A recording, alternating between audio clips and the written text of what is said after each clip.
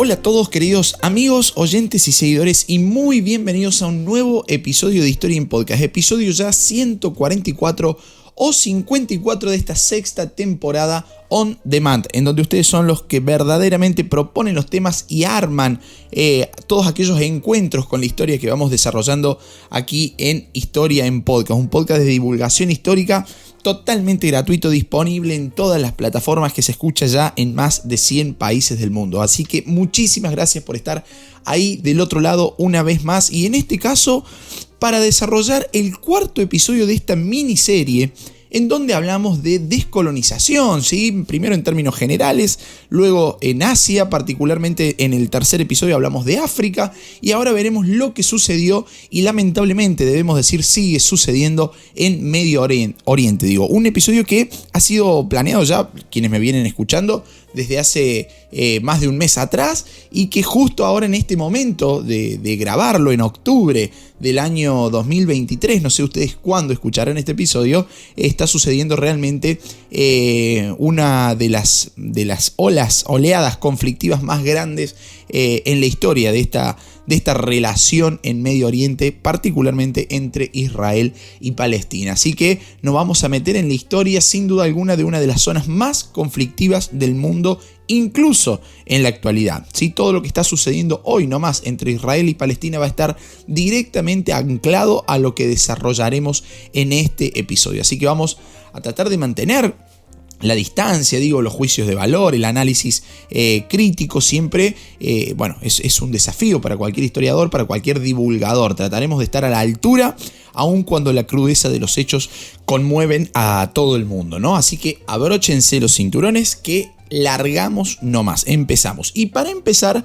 debemos decir que este conflicto en Medio Oriente, que va a tener como principales figuras a Israel y Palestina, pero es un conflicto bastante más amplio, en realidad es un enfrentamiento de larga data. Podemos decir que durante toda la segunda mitad del siglo XX encontramos el desarrollo de problemáticas bélicas en esta zona del mundo, ¿no? Y si debemos ser precisos, podemos partir desde el nacimiento mismo del Estado moderno de Israel, el 14 de mayo de 1948. Tema sobre el que ya hemos hablado aquí en esta sexta temporada de Historia en Podcast. Si ustedes llegan al podcast con este episodio, les recomiendo que si no lo han hecho todavía, que escuchen. Es un episodio doble en donde hablamos primero de los hebreos, del pueblo hebreo, de la historia, de la cultura del pueblo hebreo y luego de Israel, de la formación del Estado moderno de Israel. Episodios 130 y 131 de este mismo podcast. Entonces, desde la formación de ese Estado moderno de Israel, cosa que hoy no nos vamos a meter en profundidad porque ya está desarrollado, tanto árabes como israelíes fueron siempre los protagonistas de intensas disputas por el territorio que cada pueblo reclama hasta la actualidad como propio, ¿no? Como suyo. Y aún hoy, con tanta agua corrida debajo del puente, con tanta sangre inocente derramada, es un conflicto que parece no tener fin. Ahora, supongamos que ustedes han escuchado hablar de Oriente Medio o de Medio Oriente, que es claramente lo mismo, pero supongamos que no saben qué es. Así que voy a empezar por ahí, definiendo qué es Oriente Medio, de qué hablamos cuando hablamos de Oriente Medio. Bueno, les cuento, la zona de Medio Oriente es una región del sudoeste de Asia que abarca toda la región comprendida entre 4 países que funcionan como extremos cardinales, ¿no? A saber, Irán al este, Egipto al oeste, Turquía al norte y Yemen al sur. Ahora, con estos extremos podemos decir que los países que integran Medio Oriente son Turquía, Siria, Líbano, Israel, Palestina, Jordania, Irak, Irán, Kuwait, Bahrein, Qatar, Arabia Saudí, Yemen, Omán, Emiratos Árabes Unidos y normalmente también Egipto. Algunos analistas incluso muchas veces incluyen ahí adentro a Pakistán y Afganistán, pero no va a ser mi caso. Fíjense la variedad de pueblos, de naciones, de países y de estados que tenemos en Medio Oriente, ¿no? Que generalmente se limita todo a Israel y Palestina. Pero pasan muchas cosas allá adentro. Por eso el título de este episodio es los conflictos en Medio Oriente. Ahora, ¿qué tiene de especial esta zona del planeta? Que desde hace 80 años se encuentra en estado de guerra permanente, ¿no? Resulta que política, económica y geográficamente Se trata de una zona estratégica, una zona que desde siempre ha estado bajo la lupa, bajo la mira de las grandes potencias mundiales. Y ustedes se preguntarán por qué, qué hay de interesante ahí. Vamos a dividir la respuesta en dos partes. Primero, por un lado tenemos en esa zona del planeta una ubicación geográfica clave. Toda esa región actúa como puente y como punto de paso casi obligado entre tres continentes: Europa, Asia y África. Es la salida, o sea, la salida, así en mayúsculas, al Mediterráneo que tienen todos estos países. Y segundo, y clave también, y clave a tal punto que es central en la problemática, y cuando escuchen esto ustedes por ahí, cuando lean, cuando vean, no sé, televisión, lo que fuera, tienen que sonar todas las alarmas, todas las chicharras, todas las luces, porque resulta que estos tipos que viven en Medio Oriente, en toda esa zona, están bailando sobre una de las reservas de petróleo más grandes del planeta. O sea, están asentados sobre la reserva de petróleo más grande del planeta. Y, como sabía decir mi viejo, por ahí viene gente, ¿no? Ahí está el punto clave, porque casi la totalidad del petróleo consumido en el mundo es producido en esa parte del planeta. Obvio que no todo, claro está, pero la mayoría. Entonces, asegurarse ese abastecimiento controlando la zona es de una gran importancia estratégica central, si se quiere, ¿sí? Ahora, volvamos a Medio Oriente. Otro de los temas importantes, candentes de esta zona es el referido a la composición de su población, ¿sí? El componente étnico es clave porque la diversidad de etnias y culturas que la habitan permite entender un poco el lío actual también. Ahí vamos a encontrar a árabes, a armenios, a judíos, a kurdos, persas, turcos, entre tantísimos otros, que se ven reflejados en la diversidad de lenguas, en la diversidad de dialectos, en la diversidad cultural, pero fundamentalmente de religiones. Y si hacemos un poquito de historia, que eso es justamente lo que hacemos acá, ¿no? Encontramos que a comienzos del siglo XX, toda esa zona estaba bajo dominio de un solo imperio, que era el Imperio Turco Otomano, pero que al finalizar la Primera Guerra Mundial, el Imperio Otomano desaparece, digamos, no deja de existir. Esa desaparición va a cambiar de manera total la fisonomía de esa región del planeta. Así nos encontramos con que Medio Oriente quedó dividido en naciones más o menos independientes. Si bien hubo potencias europeas que se repartieron ciertos territorios, como por ejemplo Reino Unido y Francia, que se repartieron Siria, Líbano, Jordania y Palestina, los cuales van a permanecer bajo su dominio como protectorados o mandatos, el resto medianamente van a lograr la independencia. Por ejemplo, Irak y Egipto logran su independencia, mientras que los territorios turcos del Imperio Otomano se convirtieron en la República de Turquía. Por último, en Persia, que hoy en día es Irán, ¿sí? Una nueva dinastía llevó a cabo la occidentalización del reino, ¿sí? Y fue esa presencia de esos países occidentales en la región la que supuso, al igual que venimos viendo en Asia y en África, el nacimiento de sentimientos nacionalistas, de sentimientos nacionales, ¿sí? Acá también va a pasar lo mismo que ya vimos y que ya desarrollamos en los episodios anteriores. Por ejemplo, un trazado de fronteras totalmente arbitrario, a lo cual se le agregó el establecimiento de autoridades sumamente corruptas, ¿no? Lo cual hizo que la situación se agravara un poco más todavía. ¿Por qué se iba a agravar? Porque fue en ese contexto en el que surgen dos nacionalismos totalmente potenciados: el nacionalismo árabe y el nacionalismo judío. Y acá, atención, ¿no?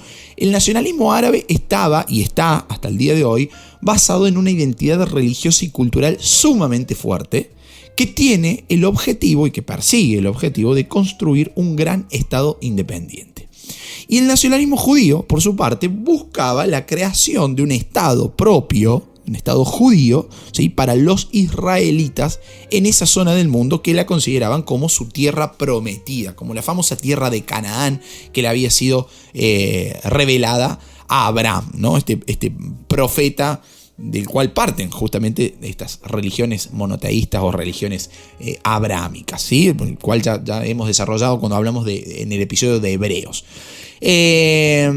Ahí está todo más que detallado. Si quedan algunas dudas sobre a qué nos referimos con tierra prometida, con religiones abrahámicas y qué sé yo cuánto, pueden ir al episodio 130, ¿sí?, en donde está bien claro. Les recuerdo también que hay una diferenciación, por las dudas esto lo aclaré ahí, pero lo vuelvo a aclarar ahora, entre los términos.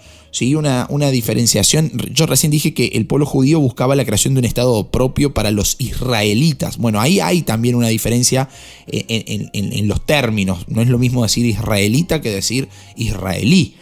¿Sí? Les recuerdo que israelita, hebreo o judío son términos sinónimos, ¿sí? Que remiten más propiamente al antiguo pueblo semítico y a la religión, a la cultura judía.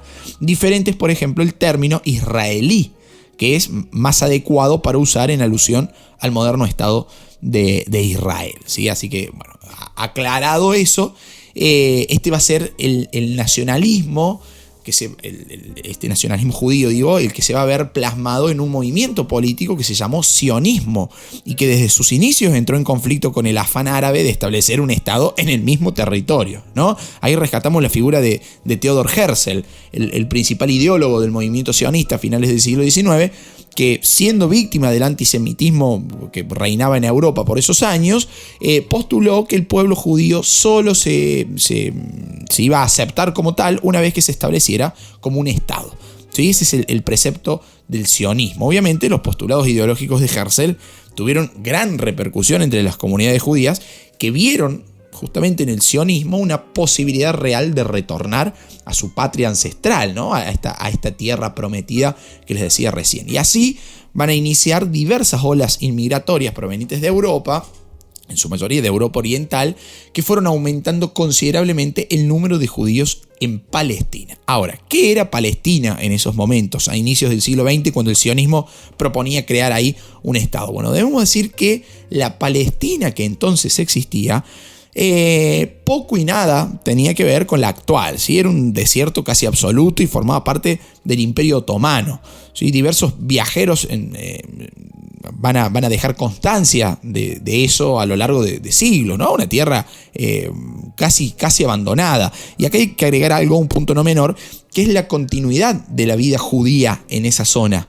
Sí, por ejemplo, en Jerusalén, cuando a finales del siglo XIX Herzl y otras personas ilustres, digo, del sionismo, inician el proyecto sionista, van a ver que no se había interrumpido esa vida judía en esa zona, ¿no? Ahora, aquel espacio no había sido llamado Palestina por los árabes que lo poblaron, ¿sí? Porque los árabes no la poblaron de manera estable, de modo estable a esa región. El nombre Palestina había sido impuesto por los romanos, como ya comentamos en el episodio 131, en donde analizamos el surgimiento del Estado de Israel, ¿no?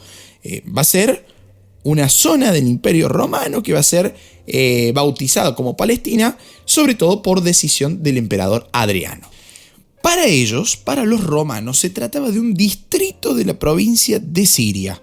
Lo mismo pasó para los otomanos, por ejemplo. Por eso se dice que para que el hogar nacional judío pudiese finalmente establecerse en el sitio histórico del pueblo de Israel, tuvieron que suceder tres cosas: el colapso del Imperio Otomano, la Primera Guerra Mundial y la Shoah, o el gran crimen nazi, en el transcurso de la Segunda Guerra Mundial. Y las tres cosas sucedieron, como ya lo vimos en el episodio 131. Repito, esto de la formación, la historia de la formación del moderno Estado de Israel, ya lo desarrollamos, ¿sí? Así que no me voy a meter ahora, que sería la parte a la cual tenemos que ir, digamos, ¿no? La formación de ese moderno Estado de Israel que va a terminar generando tantos problemas en esa zona del mundo, ¿no?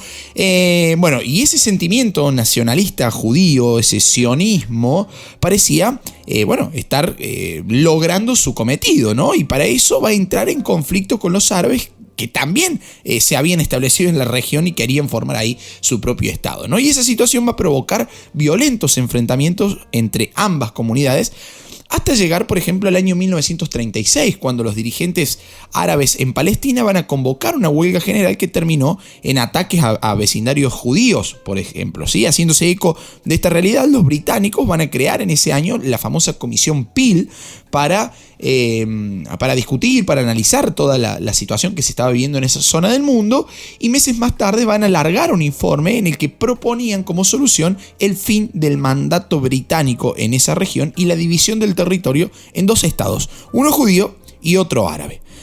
La cosa se va a complicar cuando al finalizar la Segunda Guerra Mundial se van a poner en marcha numerosas redes clandestinas de inmigración de judíos europeos hacia Medio Oriente, producto del genocidio que se había perpetrado en Europa contra la comunidad judía, ¿no? Y fíjense ustedes que entre 1945 y 1948 cerca de 85.000 judíos llegaron ilegalmente a la zona de Palestina luego de haber pasado ahí, de haber sorteado los controles británicos, ¿no?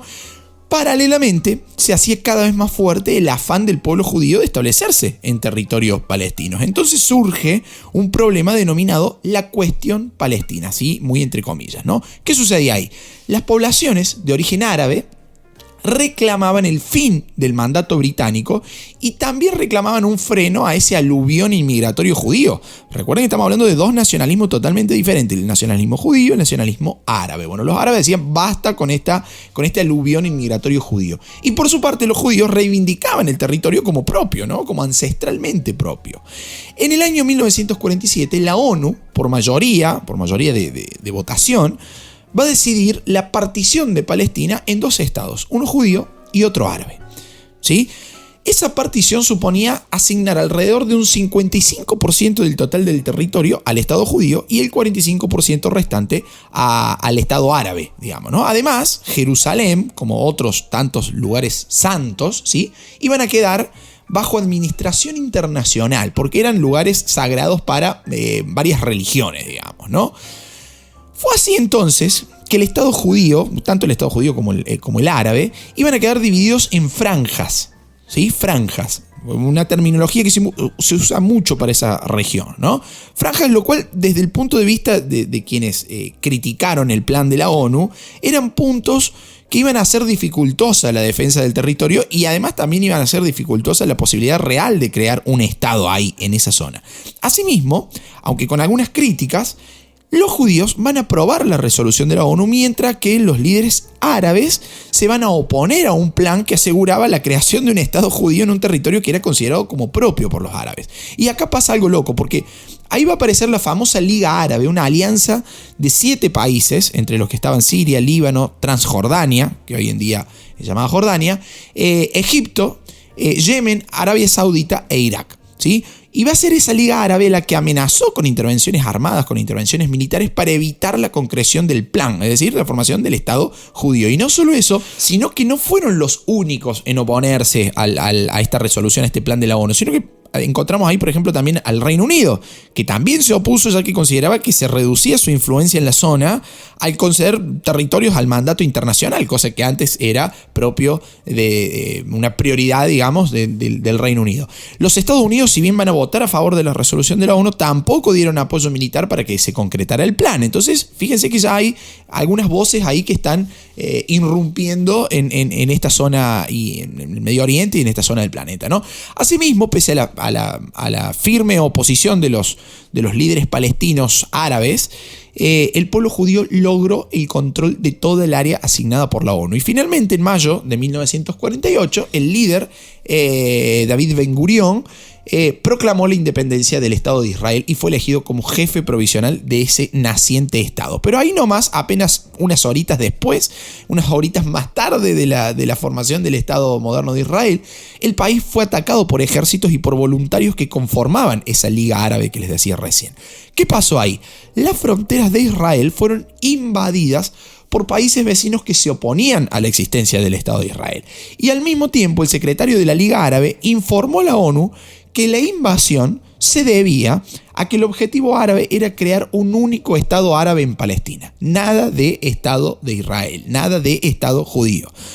O sea, no podían coexistir. Parecía, digamos, el agua y el aceite, digamos, ¿no? Difícil juntarse. Bueno, al mismo tiempo, mientras la Liga Árabe invadía Israel, ahí nomás, apenas formada Israel como tal, como lo plantea la tercera ley de Newton, siempre me gusta citar esto porque a toda acción corresponde una reacción igual y contraria, digamos, ¿no? Y sé que muchos de ustedes van a decir, no podés aplicar reglas de lo natural en lo social. Bueno, pero en este caso me parece que va a funcionar bastante y lo voy a hacer bastante seguido. ¿Por qué digo esto? Porque Israel, va a poner, al mismo tiempo que es atacada, va a poner en movimiento sus fuerzas paramilitares y también las recientemente creadas y muy probablemente pobremente equipadas fuerzas de defensa israelíes, ¿no? Pero a pesar de su inexperiencia, Israel logró defender sus fronteras y rechazó a los países árabes. El secretario de la Liga Árabe, Hassan Payá, dijo en alguna oportunidad lo siguiente en contra de sus pares judíos. Lo voy a citar textualmente. El mundo árabe no está en disposición de llegar a un arreglo. Es probable, señor Horowitz, le hablaba particularmente a David Horowitz, un representante judío, que su plan sea racional y lógico, pero el destino de las naciones no se decide por una lógica racional. Fíjense qué fuerte esto. Las naciones nunca conceden, las naciones luchan. Ustedes no lograrán nada por medios pacíficos o por arreglos. Tal vez puedan lograr algo, pero solo por la fuerza de las armas. Eso estaba diciendo el secretario de la Liga Árabe al representante judío, ¿no? Y continúa.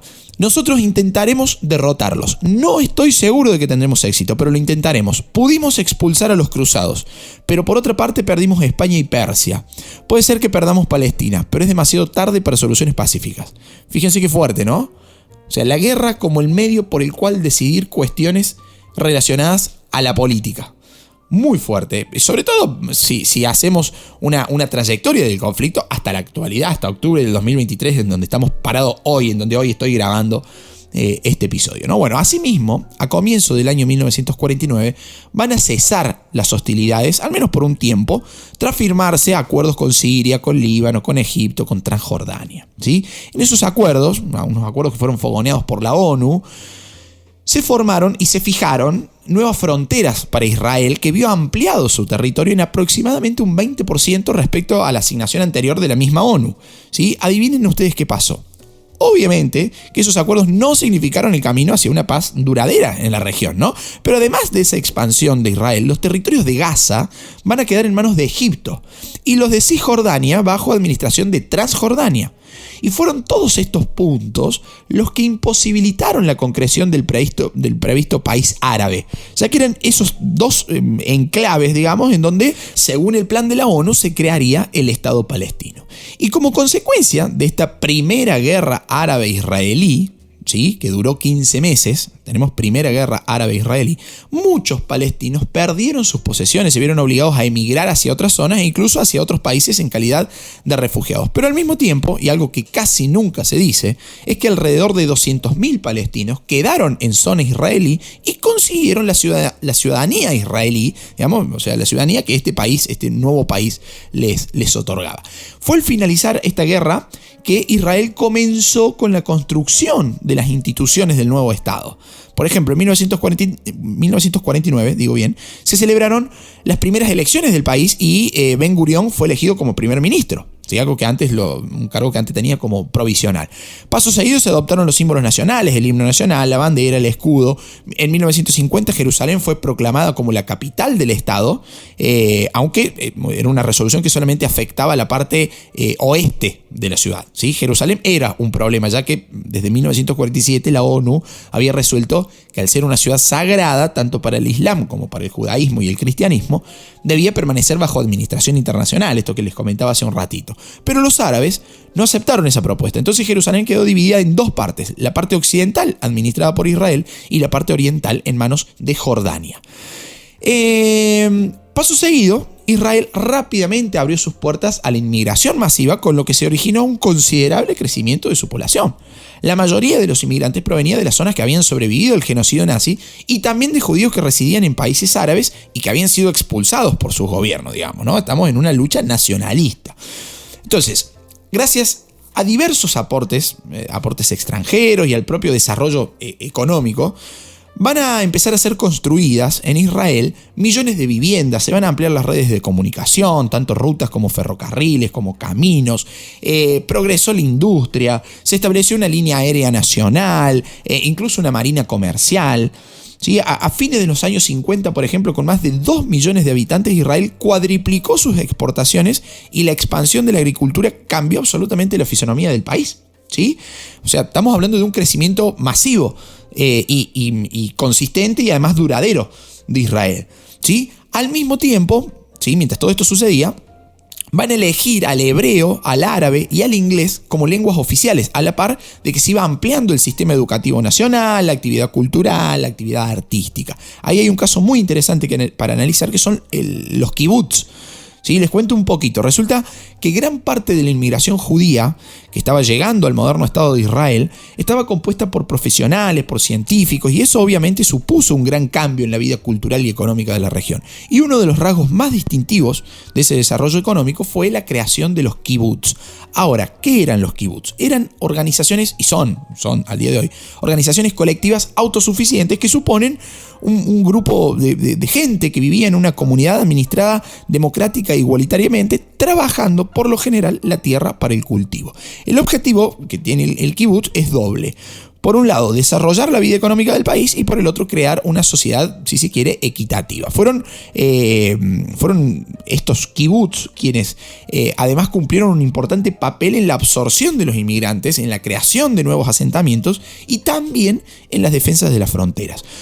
Todos los miembros del kibutz participaban de la propiedad de los medios de producción, de la toma de decisiones en asamblea, un amplísimo etcétera, ¿no? Algo muy bañado en esos momentos, en ese marco de Guerra Fría, si se quiere, por ciertas ideas provenientes del socialismo, digamos, ¿no? Administración común de los medios de producción, toma de decisiones colectivas, ¿no? O sea, está muy bañados por esas ideas. No digo que sean socialistas o comunistas, no estoy diciendo eso, sino que en el marco, en el contexto de Guerra Fría, reciben cierto impulso ideológico, si se quiere, nada más que eso. Actualmente existen todavía los kibutz en Israel, ¿sí? Más de 270 kibutz a lo largo de todo Israel, kibutz que están atravesando diversas transformaciones que tienden, a la privatización de los medios de producción, incluso dedicándose ya no solo a la agricultura, sino también a la industria, a los servicios, etcétera, etcétera. Pero bueno, volvamos al eje central, en este caso el conflicto entre árabes e israelíes. Resulta que después de la adquisición de esas nuevas fronteras por parte de Israel, luego de la guerra de la independencia, esta primera guerra árabe-israelí, debemos decir que esas fronteras no estaban aseguradas. ¿Por qué digo esto? Porque los países vecinos no se daban por derrotados. O sea, los árabes decían, no, que la ONU diga lo que quiera, pero nosotros nos vamos a dar el brazo a torcer. Y seguían insistiendo, con constantes incursiones y ataques a poblaciones fronterizas. Al mismo tiempo, esa victoria israelí en la primera guerra contra los árabes se tradujo en una drástica pérdida de popularidad de los gobernantes de los países derrotados, sobre todo de Egipto. Y recuerden que el tema que une esta miniserie de 4 episodios es el proceso de descolonización en Asia, en África y en Medio Oriente. No perdamos eso de vista. ¿Por qué digo esto? Porque así como en todo Medio Oriente van a estar pasando cosas muy interesantes a nivel político, si bien Israel y Palestina se van a llevar todas las luces y a los hechos y a los sucesos que están sucediendo hoy en día, vamos a estar pendientes de eso.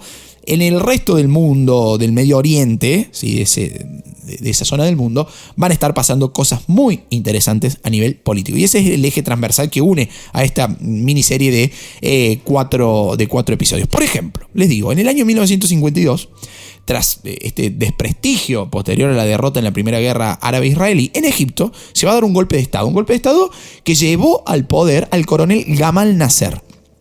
¿Qué hace Gamal Nasser? Reemplaza las políticas prooccidentales del gobierno anterior, ¿sí? Por proclamas mucho más nacionalistas, de corte nacionalista, al mismo tiempo que se va a convertir en el principal propulsor de ataques guerrilleros en contra de Israel. Y acá surge un conflicto muy interesante en pleno marco de Guerra Fría, la famosa crisis de Suez o la crisis del Canal de Suez. ¿Qué sucedió ahí? El Canal de Suez es una vía navegable, ¿sí? Que une el Mar Rojo con el Mar Mediterráneo, imprescindible para el control del comercio internacional en esa parte del mundo, en esa región. En ese marco, el nuevo presidente egipcio Gamal Nasser buscó financiar la construcción de una represa en Asuán, al sur de su país, al sur de Egipto, pero se encontró con la negativa tanto de los Estados Unidos como del Reino Unido para otorgarle créditos internacionales para poder llevar adelante ese proyecto. Fíjense qué interesante, ¿no? Mucha política antioccidente, ¿sí? Mucho nacionalismo árabe y qué sé yo qué, pero el primer lugar al que se recurría en busca de créditos era Occidente, ¿no? Bueno, la cuestión es que en julio de 1956, Gamal Nasser decidió nacionalizar el Canal de Suez. ¿sí? Impidió la navegación de barcos israelíes por el canal y bloqueó el paso por los estrechos de Tirán, entre Arabia Saudita y la península del Sinaí, que era la principal vía de acceso al puerto mercantil israelí. ¿Sí? Al mismo tiempo, Egipto firmó una alianza militar con Siria y con Jordania. Y citemos de vuelta a Newton: a toda fuerza aplicada corresponde una reacción igual y contraria. Fue ante estas acciones de Egipto que el Estado judío respondió con una campaña militar sorpresiva sobre la Franja de Gaza y sobre la península del Sinaí, territorios egipcios que se habían convertido en bases militares desde donde se instigaban los ataques en contra de Israel. Y a pesar de la ventaja egipcia, en cuanto al número de tropas sobre todo, en 4 días Israel había ocupado la Franja de Gaza y la península del Sinaí. Se detuvo a escasos kilómetros del Canal de Suez. Francia y Reino Unido, por su parte, que van a recibir con cierta indignación, si se quiere, la nacionalización del canal por parte de Egipto, porque los tipos, Francia y Reino Unido eran los principales beneficiarios de los ingresos del petróleo que circulaban por ahí, ¿no? Bueno, ¿qué van a hacer? Se van a aliar con Israel y van a invadir a Egipto bombardeando sus aeropuertos. Ahí nomás saltan también los Estados Unidos, salta la Unión Soviética exigiendo que se firmara un acuerdo de paz, y la ONU, por su parte, va a llevar sus tropas, las va a movilizar y las va a establecer en la frontera entre Israel y Egipto para asegurar el cese de las hostilidades. Y fue justamente la intervención de estas dos grandes potencias la clave en la retirada de Francia y del Reino Unido y de Israel también de las zonas ocupadas. Por su parte, la Unión Soviética, en búsqueda de popularidad en el mundo árabe, va a ser la única potencia que propuso formar una alianza para defender a Egipto, llegando a amenazar a Francia, al Reino Unido y a Israel con ataques hacia sus territorios. ¿Sí? Fíjense que se está poniendo cada vez más heavy la cosa, ¿no? No hay una solución en el horizonte, a decir, bueno, no, ya estamos cerca de lograr el acuerdo. No, cada vez la espiral de violencia se va haciendo ascendente, digamos, ¿no? Asimismo, a nivel político, las consecuencias de esta crisis del Canal de Suez podemos decir que fueron diversas. Por un lado, la nacionalización del Canal de Suez no se evitó. ¿Sí? O sea, se nacionalizó el Canal de Suez. Israel se va a ver obligado por su parte a retirarse, pero consiguió que se levantara el bloqueo que impedía la circulación de sus barcos, logrando así una muy buena imagen en la opinión pública de su país, que tomó conciencia verdaderamente del poderío militar de Israel y sobre todo de su eficiencia estratégica, ¿no? Al mismo tiempo, Estados Unidos y la Unión Soviética se fueron perfilando como los nuevos protagonistas en Medio Oriente. Fíjense que ya se meten, ya están ahí los tipos, ya están con un piecito en este contexto de Guerra Fría, ¿no? Y por último, a pesar del fracaso militar, Gamal Nasser, presidente de Egipto, se convirtió en el principal referente del populismo árabe antioccidental para ser el encargado de enfrentar a las viejas potencias coloniales de la región y además el encargado de hacer frente al Estado judío, al Estado de Israel. Ahora, ¿qué pasaba con Palestina en todo esto? Bueno, mientras Israel se consolidaba como Estado, la idea de la existencia de Palestina como país era cada vez más lejana, ¿no? Los límites que había planteado la ONU ya no eran practicables. Gaza estaba ocupada por Egipto, Cisjordania estaba ocupada por Jordania, el resto del territorio fue conquistado por Israel. O sea, había un gran problema de fronteras. Gran parte de los pobladores palestinos se convirtieron en refugiados luego de la guerra de 1948. Van a emigrar a Siria, a Jordania, al Líbano. Otros se van a ver desplazados hacia Gaza, ¿sí? No van a lograr en Gaza hacer uso del derecho de la ciudadanía egipcia, ¿sí? Egipto estaba ocupando Gaza, lo vengo diciendo. O sea, que la situación era complicada.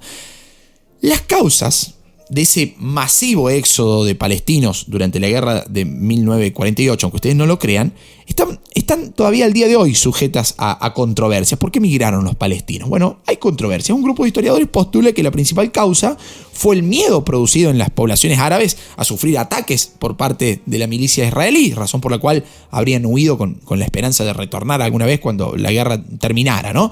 Pero otras posiciones señalan que la razón fue una expulsión premeditada por parte de las fuerzas militares del nuevo Estado mediante operaciones de limpieza étnica, o incluso que el éxodo fue promovido por comandantes árabes como táctica de guerra para salvaguardar la integridad de esos civiles palestinos, y con la esperanza de facilitar un retorno rápido a sus territorios natales, la ONU va a crear en 1949 la Agencia de las Naciones Unidas para los Refugiados de Palestina en el Cercano Oriente.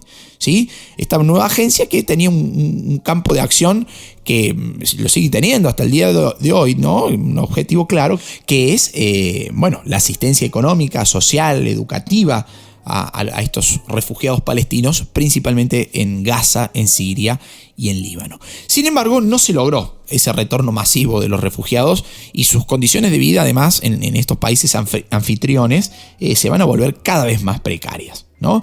Bueno, así las cosas, año 1964, la Liga Árabe fundó en Egipto una agrupación de movimientos políticos y militares destinada a representar al pueblo palestino, la famosa OLP, Organización para la Liberación de Palestina. Adivinen cuál habrá sido su principal objetivo, ¿no? Desde su inauguración, su principal objetivo fue la destrucción del Estado israelí. Y más tarde se va a erigir como la representante de los derechos de los palestinos como pueblo autónomo. Bueno, dentro de esa OLP se encuentra el Consejo Nacional Palestino, el cual aprobó en 1968 la Carta Nacional Palestina o el Pacto Nacional Palestino. Digo, si lo googlean lo pueden encontrar de cualquiera de las dos formas.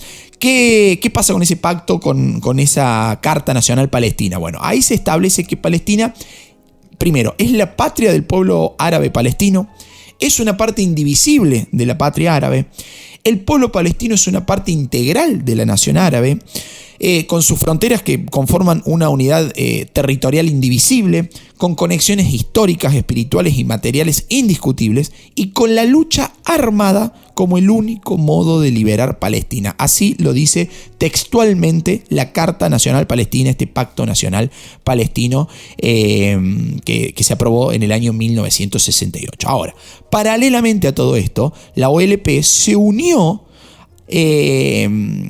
con un grupo armado formado en 1957 llamado Al-Fatah. Al-Fatah, fundado por Yasser Arafat, un líder, ¿sí?, el cual, instalado en Gaza, buscó la unión de los árabes palestinos a través de la lucha armada contra Israel. Bueno, la cuestión es que al finalizar esa crisis del Canal de Suez, también llamada por muchos la Segunda Guerra Árabe-Israelí del año 1956, la ONU decidió establecer sus fuerzas de emergencia a lo largo de toda la frontera entre Israel y Egipto para asegurar, justamente la cuestión limítrofe, las fronteras, y para pacificar las relaciones entre los dos países. O sea, era como querer apagar el fuego con nafta. Tenemos guerra, vamos a poner tropas de reserva y de emergencia ahí para aminorar la guerra, digamos, ¿no? Medio como raro. ¿Por qué digo esto? Porque a pesar del compromiso, sobre todo egipcio, de frenar el apoyo de las guerrillas anti-israelíes, los ataques terroristas continuaban tanto desde las fronteras de Egipto y de Jordania como desde el norte, ¿sí? Es decir, desde Siria. Y la situación se va a agravar cuando en 1966 Egipto, apoyado por la Unión Soviética, firmó una alianza militar con Siria, a la cual se unió al poco tiempo también Jordania e Irak. Ese mismo año Egipto solicitó a la ONU que retirara sus tropas del Sinaí y al mismo tiempo comenzó a remilitarizar la zona. Va a trasladar gran cantidad de tropas hacia la frontera e incluso va a volver a bloquear los estrechos de Tirán, violando los acuerdos de 1956. ¿Y qué va a pasar? Tercera ley de Newton nuevamente. Israel decide contraatacar, lanza un ataque preventivo hacia el sur contra Egipto, hacia el este contra Jordania y hacia el norte contra Siria, logrando que en pocas horas tanto Egipto como Siria perdieran gran parte de su potencial militar aéreo. ¿Sí? Va a lograr invadir el Sinaí, va a destruir la fuerza jordana que amenazaban Jerusalén, administrada por entonces por el Estado judío. Al segundo día nomás de iniciar la guerra, Israel logró reabrir los estrechos de Tirán y ocupó también Jerusalén oriental, algo que no tenía hasta el momento. Y a los 6 días de la guerra, Israel se hizo con el control total de Gaza, de Cisjordania, del Sinaí, de los altos del Golán. Van a reunificar Jerusalén, quedando en su totalidad bajo la autoridad del Estado moderno de Israel. ¿Escucharon lo que dije? En 6 días Israel había triunfado en esta guerra. ¿Cómo se va a llamar la guerra entonces? Más que claro, esta tercera guerra árabe-israelí va a ser conocida con el nombre de Guerra de los 6 días, en la que Israel duplicó su extensión territorial. ¿Sí? Duplicó. ¿Pero qué pasó después? La opinión pública internacional reaccionó hacia lo que se interpretó como un gesto expansionista por parte del Estado judío, ¿no? Tal es así que en 1967 la ONU llamó a Israel a que se retirara de los territorios ocupados y va a exhortar a todos los países árabes de la región a que reconociesen la soberanía de todos los estados de la zona como un único medio de lograr la paz. O sea, le dijo a Israel: retírate de lo que ocupaste. Ahí hay un deseo expansionista, y le va a decir a los árabes: reconozcamos la soberanía de cada uno de los países, como diciendo, reconozca la soberanía de Israel también, ¿no? Un tirón de orejas para los dos bandos. Sin embargo, ni Israel ni los líderes árabes, que continuaban obteniendo el apoyo de la Unión Soviética, van a cumplir con lo solicitado por la ONU, ¿no? De hecho, en una reunión realizada en Sudán, ¿sí?, los dirigentes árabes se comprometieron a no reconocer ni negociar con sus enemigos, mientras que la recientemente creada OLP buscaba la autonomía para el pueblo palestino, ¿sí? Intransigencia árabe, podemos decir. En ese contexto, Nasser recomenzó las hostilidades, ¿sí?, dando inicio en 1968 a la famosa guerra de desgaste, en donde las fuerzas egipcias, vinculadas con las fuerzas soviéticas, van a atacar a los comandos israelíes que ocupaban el Sinaí con el fin de recuperar ese territorio, ¿no? Mientras continuaban las hostilidades en esta zona, las potencias occidentales van a comenzar las negociaciones, hasta que a mediados de 1970 se acordó un cese al fuego definitivo, terminando así la guerra con el mantenimiento de las mismas fronteras. Al poquito tiempo nomás falleció Nasser. ¿Quién lo va a suceder a Gamal Nasser? Lo sucedió Anwar Sadat. Anwar Sadat va a heredar un Egipto totalmente convulsionado, ¿sí?, en el cual luego se van a vivenciar serios problemas financieros. Van a vivir también un sentimiento de humillación a causa de las consecutivas derrotas sufridas, ¿no? A tal punto que Egipto, un Egipto que en otros tiempos había sido el mayor exponente del nacionalismo árabe en la región, temía perder esa privilegiada posición entre los estados árabes y el sueño de Nasser, ¿sí?, de Gamal Nasser, de posicionar a Egipto entre una de las potencias mundiales, ¿no? Bueno, mientras tanto, Israel, con fuerte apoyo de los Estados Unidos, continuaba ocupando los territorios egipcios del Sinaí y parecía militarmente, vamos a decir, invencible, ¿no? Para colmo de males, Anwar Sadat llegaba a la presidencia de Egipto con escasa popularidad, porque el tipo era visto como una persona muy manipulable, ¿sí?, bastante permeable, pero ahí nomás Anwar Sadat demostró lo contrario, fue muy rápido, ¿no? ¿Qué hizo? Desplegó una gran estrategia tendiente a solucionar los problemas que afrontaba su país, como por ejemplo, recuperar los territorios ganados por Israel durante la Guerra de los Seis Días, restablecer el liderazgo egipcio entre los estados árabes, promoviendo este panarabismo, ¿no?, la unidad panárabe, liderar a largo plazo la resolución del conflicto israelí-palestino por vías diplomáticas. Y obviamente ahí la guerra contra el Estado judío era parte de esa estrategia, ¿no?, ya que si Egipto resultaba victorioso, recuperaría los territorios, iba también a revertir ese sentimiento de humillación que reinaba en los países árabes. Algo similar pasaba en Siria. Sí, algo similar a lo que estaba sucediendo en Egipto sucedía en Siria, pero mientras tanto Israel continuaba negándose a devolver los territorios ocupados durante esa guerra de los 6 días. Así las cosas, en junio de 1973, los presidentes de los dos países árabes se reunieron para acordar un ataque contra Israel. Y la guerra finalmente comenzó el 6 de octubre, ¿sí?, 6 de octubre de 1973, cuando Egipto y Siria lanzaron un ataque sorpresivo hacia el Estado de Israel. La fecha no era cualquiera, ¿sí?, estaba estratégicamente pensada y elegida, porque en ella los judíos conmemoraban el Día del Perdón, también llamado el Yom Kippur, una fecha sagrada del calendario hebreo, durante la cual tradicionalmente los militares no ejercían sus funciones. Y fíjense qué coincidencia, ¿no? Fue entre la noche del 6 y el 7 de octubre de 2023 en donde nuevamente el grupo terrorista fundamentalista islámico Hamas lanzó un ataque sobre Israel, ¿no? Nuevamente una fecha muy, muy cara a los sentimientos israelíes. Bueno, 6 de octubre, Día del Perdón, Día del Yom Kippur, por eso también se lo va a llamar Guerra del Yom Kippur, a esta guerra que daba inicio 6 de octubre de 1973. un día festivo, los militares no ejercían sus funciones, obviamente el ataque va a suponer un gran efecto sorpresa y por consiguiente una gran ventaja también para los países atacantes, ¿no? Los primeros 2 días de la guerra, los israelíes debieron replegarse lo máximo posible, digamos, ¿no? Producto de este efecto sorpresa. Pero en las siguientes semanas, el ejército hebreo, con la ayuda del armamento enviado desde los Estados Unidos, logró revertir la situación y a mediados de octubre los sirios y los egipcios habían sido derrotados. En los primeros días de noviembre y a instancias de la ONU, y con una fuerte incidencia estadounidense, se va a disponer el alto al fuego. Egipto e Israel acordaron permitir el ingreso de fuerzas especiales de la ONU que velaron por el cese de las hostilidades, y por otra parte el Estado judío accedió a retirarse de una zona de los Altos del Golán que había ocupado durante la guerra de los 6 días. Esta fue la famosa guerra del Yom Kippur del año 1973, en la cual la participación de los Estados Unidos fue decisiva para el inicio de las negociaciones por la paz entre Egipto e Israel, que van a terminar finalmente en 1978 con la firma de los acuerdos de Camp David. Acuerdos de Camp David, punto importante en esta historia. ¿Por qué?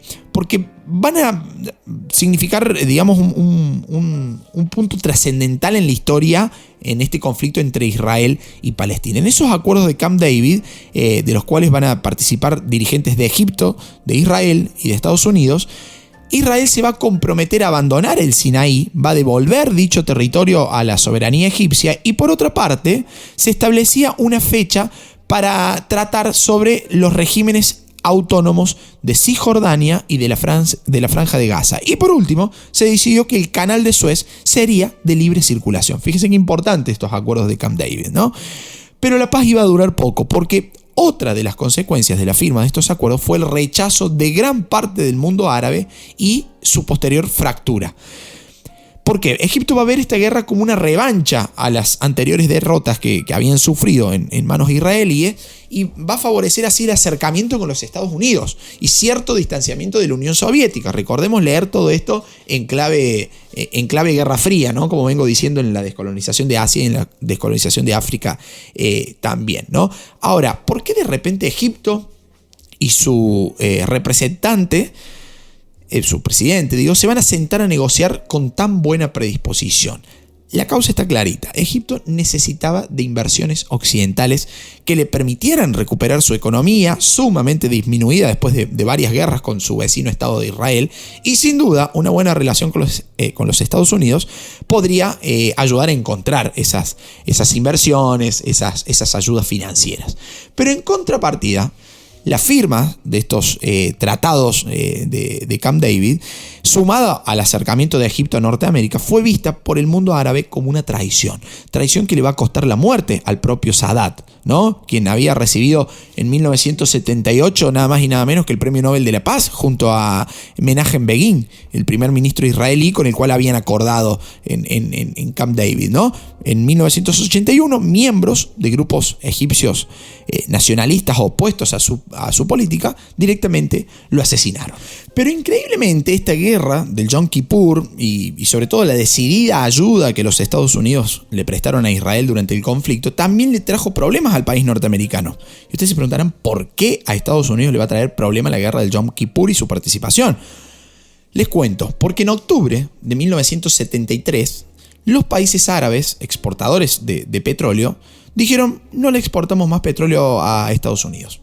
¿Sí? No solamente que no le exportamos más, sino que le vamos a subir el precio al barril que ya está ahí en vidriera, y de esa forma vamos a perjudicar no solamente a Estados Unidos, sino a todos los países occidentales aliados de Israel. ¿Sí? No más exportación de petróleo desde los países árabes a Estados Unidos, y suba del precio del barril para todos aquellos países occidentales aliados de Israel. Esto sin duda alguna fue un problema, porque el mundo occidental, sumamente industrializado, basaba su economía en el abastecimiento a bajísimo costo del petróleo proveniente de los países árabes. Y las grandes corporaciones extranjeras controlaban el mercado del crudo, por lo cual estaba asegurado su consumo masivo y barato. Pero la cosa iba a cambiar. Ya desde 1960 se vivió un primer jaque a esta situación del control occidental sobre el petróleo de Medio Oriente, ¿no? Con la creación de la Organización de los Países Exportadores de Petróleo, la famosa OPEP.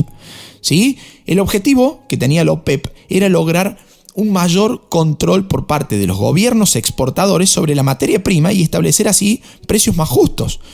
Para colmo de males, Estados Unidos tuvo una crisis económica durante la década del 60, una gran inflación, un bajo crecimiento económico generado sobre todo por las dificultades que le significó al país la guerra de Vietnam, ¿no? En el 71, Richard Nixon, el presidente de los Estados Unidos, toma una serie de medidas, como por ejemplo la devaluación del dólar, que va a provocar una disminución de las ganancias que recibían los países exportadores de petróleo. Ahí entró en acción la OPEP, que amenazó con aumentar el precio del crudo de manera drástica. Y finalmente la gota que va a rebalsar el vaso fue la ayuda de los Estados Unidos a Israel en la guerra del Yom Kippur. Ahí una rama de la OPEP, conformada por los países árabes, decidió aumentar nada más y nada menos que en un 70% el precio del barril y disminuir en un 5% la producción anual. Y como si fuera poco, van a imponer un embargo a la exportación de petróleo tanto a los Estados Unidos como a los países occidentales pro-Israel, digamos, ¿no? Que habían ayudado a Israel. Esto sin duda golpeó al mundo occidental en una crisis conocida como la crisis del petróleo, que llevó, entre otras cosas, al final de las ideas keynesianas en el mundo occidental y al final del Estado benefactor dentro del sistema capitalista occidental. O sea, fue un jaque bastante grande el que los países árabes productores de petróleo produjeron con sus medidas, ¿no? Y paradójicamente, uno de los países que no se vieron afectados por la crisis del petróleo fue justamente Israel, porque resulta que en la península del Sinaí, ¿sí?, se habían encontrado pozos de petróleo. Y ustedes dirán, sí, todo bien, pero el Sinaí debería haber sido devuelto después de los acuerdos de Camp David. Pero la cosa no fue tan así, porque el Estado de Israel se retiró por completo de la zona del Sinaí recién en el año 1982. Mientras tanto, hizo uso y derroche, digamos, del petróleo que se encontraba en esa zona. Por eso no lo afectó tanto la guerra, el conflicto, la crisis del petróleo de la década de 1970.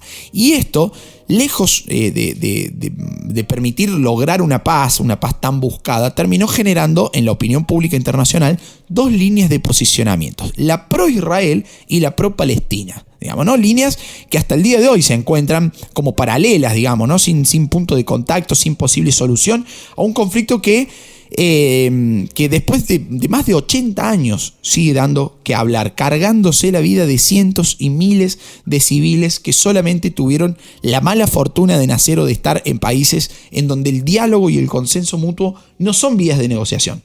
¿Sí? En su lugar, la guerra se catapulta como el único medio posible para lograr la paz. ¿Sí? Una contradicción directamente en los términos, un oxímoron, ¿no? O sea, una contradicción. O sea, la guerra como medio para lograr la paz. ¿Sí? Después del Yom Kippur, o sea, el Yom Kippur va a ser, la guerra del Yom Kippur y los acuerdos de Camp David y la consiguiente crisis del petróleo va a ser quizás el último de los actos más violentos, ¿no? Porque después vamos a encontrar, año 1987, la famosa Intifada, ¿sí?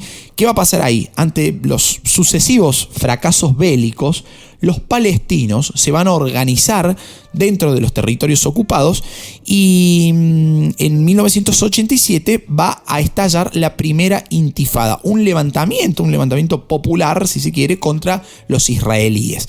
Los palestinos se van a enfrentar al ejército israelí con piedras, con palos, con bombas molotovs, con armas caseras, ¿sí? En una de las revueltas árabes más intensas desde 1936. Y ese año se va a fundar en Gaza el grupo islamista extremista, ¿sí?, que va a ser Hamás, ¿sí? El que hoy en día ocupa la tapa de casi todos los diarios del mundo, ¿no? Con el objetivo específico de exterminar a Israel. Fíjense ustedes qué fuerte la palabra, ¿no? Ahí en esa primera intifada de 1987 se forma Hamás, este grupo terrorista extremista islámico que tiene como objetivo exterminar Israel, ¿sí? En 1994, ¿sí? Porque ahí vamos a tener un punto importante, porque esa revuelta palestina, esa intifada, va a terminar con la firma de los acuerdos de Oslo en el año 1993 y el nacimiento de la autoridad palestina, ¿no? El germen de un futuro Estado palestino y cuyo líder, Yasser Arafat, se convertiría en el interlocutor con Israel. Bueno, la paz parecía estar muy cerca.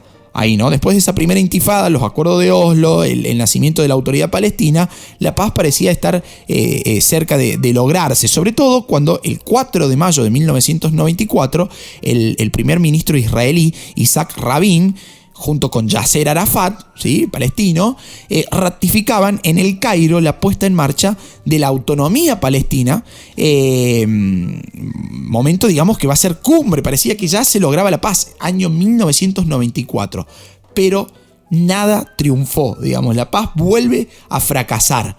Y tras el enésimo fracaso ya de cualquier plan de paz y el abandono israelí de algunos territorios ocupados, la violencia va a regresar a las calles de la Franja de Gaza, a Cisjordania, en el año 2000, ¿sí? 6 años más tarde, año 2006, el grupo islamista Hamas iba a ganar las elecciones en Gaza y se iba a hacer con el control de la Franja de Gaza, desde donde se ha llevado a cabo una durísima oposición armada contra Israel y algo que va a ser constante en el tiempo, ¿no? Y muestra de ello fue lo que sucedió este último sábado entre la noche del 6 y el 7 de octubre de 2023 con el ataque terrorista de Hamas, el repudiable ataque terrorista de Hamas a Israel, digamos, ¿no? Entonces, este grupo Hamas que opera militarmente de manera terrorista sobre Israel con el objetivo de exterminar el Estado moderno de Israel. Ahí es donde estamos parados hoy en día. Y con el deseo de que todo esto encuentre una solución pacífica que no ha encontrado en 80 años, pero ponemos fichas y esperamos que el diálogo, el consenso, el respeto y sobre todo la paz termine primando en esta zona del mundo. Queridos amigos, hasta aquí el episodio de hoy. Espero haber estado a la altura, espero haber arrojado luz sobre un tema bastante controversial, bastante problemático. Espero haber contribuido también a entender el proceso de colonización en Asia, en África y también en esta zona de Medio Oriente, entender la actualidad, el hoy, en donde la baldosa en la cual estamos parados. Espero que haya sido de su agrado esta serie de 4 episodios y fundamentalmente este último en particular. Si así ha sido, los invito a colaborar económicamente con Historia en Podcast a través de cafecito.app, si nos escuchan desde Argentina, a través de PayPal, si nos escuchan desde cualquier otro lugar del mundo, a comprar nuestros libros que los encuentran en nuestra página web, historiaenpodcast.com.ar, tienen el link aquí en la descripción del episodio, a valorar este episodio, a compartirlo, a visitarnos en nuestras redes sociales, nos van a encontrar en Instagram y en Facebook como Historia en Podcast, ¿sí? Los esperamos ahí, esperamos que puedan contribuir al crecimiento de Historia en Podcast de cualquiera de estas formas. Y si no, muchísimas gracias por estar ahí del otro lado después de 144 episodios. Queridos amigos, hasta un próximo encuentro cuando la historia nos vuelva a reunir. Chao, muchas gracias.